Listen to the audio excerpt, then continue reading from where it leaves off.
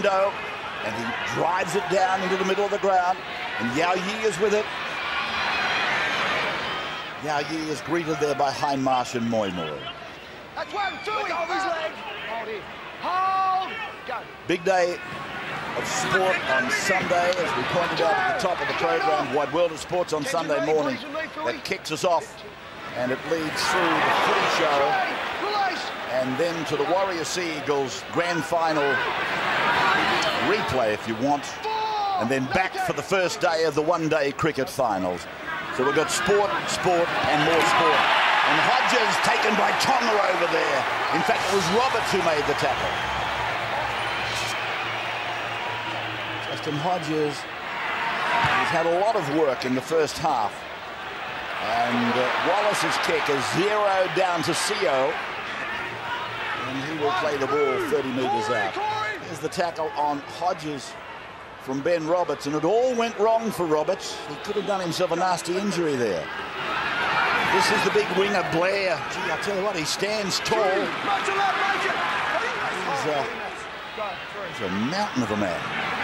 He reminds me, physique-wise, a bit of Pat Richards. Yeah, former Australian schoolboy. Played some lower rep football for the Roosters before coming across. Moi Moi always brings a roar from the crowd. Keating goes left side, Roberts goes high, and underneath it Hoffman, and oh, that's a brilliant take by the young fullback. And they get a penalty, tackled in midair against Horro. Yep. Defensive player tackled in the air, and there's no reason to think that that referee got it wrong. He got it absolutely spot on. Just another question for Darren Lockyer, and I'll keep pumping him because the Broncos are here tonight and he knows him so well, but they seem very devoid of any attack down the left-hand half of the field here.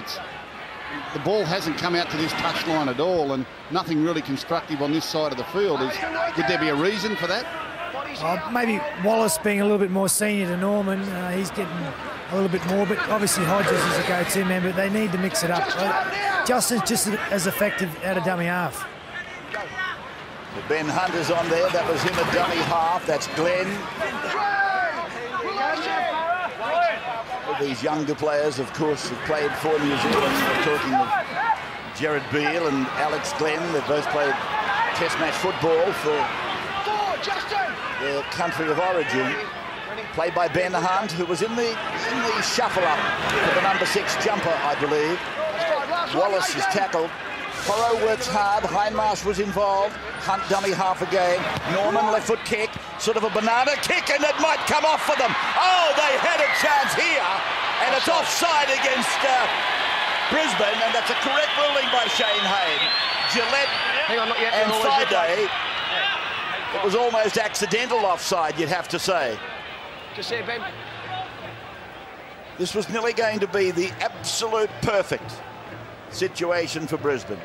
And then, bingo. Off Gillette to an offside player. Well, you'd think if Matt Gillette catches that one, he would have been unstoppable from there. He'll be... Domino, wasn't it? Yeah, he'll be ruining the fact that he didn't catch it, and then it was a double whammy with Sam Thaiday playing at the football. Austin Poor takes it forward, so another opportunity missed. The Broncos now 11 completions from 20 sets. That one that you just saw from the referees, it was very much accidental offside, but when it has an impact on either of the two sides, or particularly on the side that has been infringed or breached, then it's purely up to the referee to make a call, and on that occasion he had to give a penalty to Parramatta. Sando goes short, and Horro wasn't expecting it. He's done well, Justin, though, to rake it in, take the tackle, and Sando is away on the blind side. He spears the ball over the sideline. Football coming out of Eden Park on Sunday, Manly and the Warriors.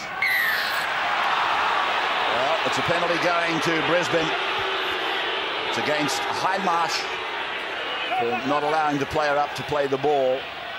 Nathan not impressed, but there's the hand on the back. That Sunday match that you'll see live goes around Australia, and then that will lead us into the first cricket final. from Eden Park. It was brilliant the last time we were there. Eden Park, full house, great ground. Glenn is with it. You going? Warriors versus Sea Eagles. I wouldn't miss it, Rabbits. Andrew Voss will call that game for you. Sunday footy. What do you think? Where do you think I'm going to be? Might be lacking a bit of sunshine, but that doesn't matter. There's Josh Maguire. 3, buoy off. Hold it, hold. Good, 3. So Hunt back to Wallace. Now they've come back to Norman. And he bumps away from Horrow. But he's put down eventually with Hindmarsh over the top of Morgan. Hunt it is again. On to Wallace. Ball to Friday. Flat at the very best. Hodges tries to step through. Gets it back to Gillette. Short, last one. 1-4. And Gillette playing it on 5. Adjacent to the try line. They go back deep for Wallace. He puts a kick in. Parramatta's under trouble. Oh, Seo has flown through the air. And he's rushed out to the middle of the 20. Here he goes. Puts on the hop step and the jump. And he's 8 metres from halfway. And Rabbits is out of his chair. He doesn't get out of his chair for too many people. He's got out of the chair for Mr. Seo tonight. Sit back down, Rabbits. That must have been exciting because Rabbits is out of his chair. And gets the penalty at the end of it as well. You can't do any better than this passage of play. He gets good cover from Chris Sando, who got in the way of Jack Reed. Hot-footed it to the centre of the 20-metre line. You do that, you're allowed to play on. And then in trying to get up and play the football, the scrambling Broncos defence didn't allow him to do so. Go out in the backyard now, run as flat out as you can and try and touch your right foot while you're going flat out. I bet you all fall over. I'd fall over. That was brilliant stuff. He's run flat out and then tapped the ball on the run without breaking stride. I'd break my neck if I did that. Ken Seo. Moi. 2, move. Here's 10, Corey. That was a Nightingale moment. Rabbits was out of the chair. Now here's Sando giving it to Horrow. And he'll play the ball 10 metres out from the line. Cameras shooting across the ground, just showing you how close Parramatta are to the line. And Sando decides to go to Moi, as if to say, I've heard something about this fellow. See how he goes with this one. Here's Keating being wedged, knocked down by Brisbane in the tackle, picked up by the referee, and 6 more to be played there by Justin Poore. Keating to Hindmarsh. Hindmarsh lumbers up to the defence. He's 5 metres out from the line. Held there by Ben Hunt. Keating not quite knowing what to do. Roberts goes away. Horrow again with the ball. And he's 3 metres out. They're a little bit light on the left, perhaps. But Bird is going away to the other side. It's taken by Roberts low down. He gets the ball on. It's out there to Matua. And he was smothered in defence out there by Justin Hodges. That was a great read by Hodges. Great tackle. He's a wonderful centre. He reads the play so brilliantly. And here's Hindmarsh to Moi again. And that's the second shot he's had at them on this set. Fui, he might be hurt. Hold. Slowly up. So Keating decides to go from dummy half. And he's short by a metre. Tackle number 5 against Parramatta. Justin Poore a dummy half. His pass wasn't all that bad. Roberts puts a kick up. Yao Yi up above them and he brings it down. And it's a penalty again to Brisbane. It's against Essie Tonga. Well, it's probably been the only blemish on Parramatta's first 40 minutes. They've nearly played the perfect first half, but they have conceded 8 penalties against the Broncos, and all of those at the Broncos' end of the field, so they've given them easy passage out of their troubled zone. But other than that, a much improved Parramatta from what I saw in any pre-season trials. They don't mean a thing, trials, Rabbits, do they?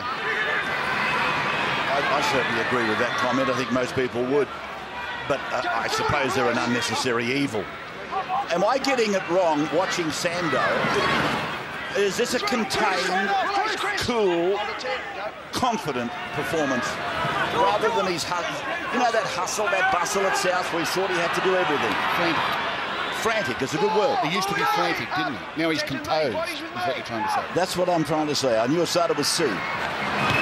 And here's Wallace with a nice little kick over, and Hoffman all but got the ball. It bounces back favourably for Parramatta, and it looks like it's Roberts with the ball underneath there.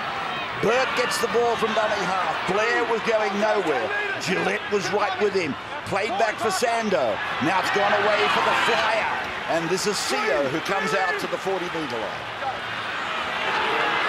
Brilliant exhibition of athleticism by Ken Seo just a couple of minutes back. And now it's with Rene Matua, who looks to have lightened off in the off-season. Keating back to Sando. And he's got time to smoke his pipe as he sends it down the ground. And back in the in-goal, Hoffman brings it away. Hoffman will play the ball 15 out. Jared Beale thought he should go to dummy half, but he let Jack Reed go in there. Now he's at first receiver wheel. Played in the number 1 shirt for much of last year when Hoffman was out injured. And here running with the ball is Jack Reed again this time. 35 away from his own line.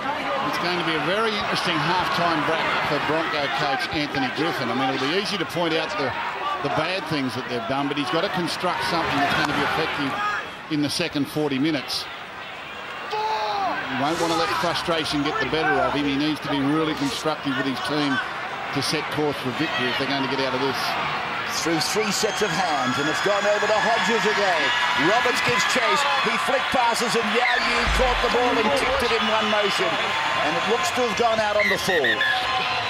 So there it is, the halftime siren sounding. And we go to the break with no addition to the score. After 4 minutes, Sando scored for